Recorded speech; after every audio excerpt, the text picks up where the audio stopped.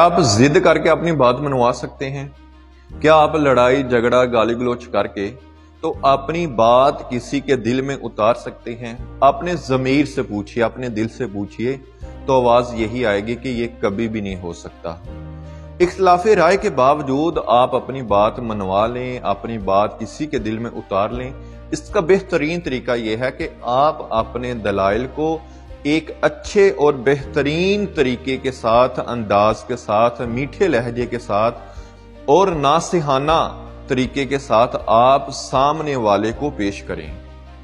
اگر آپ ضدی بن کر، اگر آپ اپنا لہجہ بدل کر غصیلے لہجے کے ساتھ اپنی بات منوانے کی کوشش کریں گے تو یاد رکھیے گا سامنے والا جو ہے وہ بھی چڑچڑا ہو جائے گا اور ضدی ہو جائے گا۔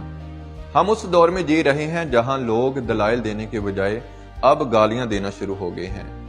یاد رکھیے گا اہل علم کا یہ مرتبہ ہے کہ وہ اپنی بات کو الفاظ کے ذریعے، جملوں کے ذریعے اور میٹھے لہجے کے ذریعے سامنے والے کے دل میں اتارنا جانتے ہیں۔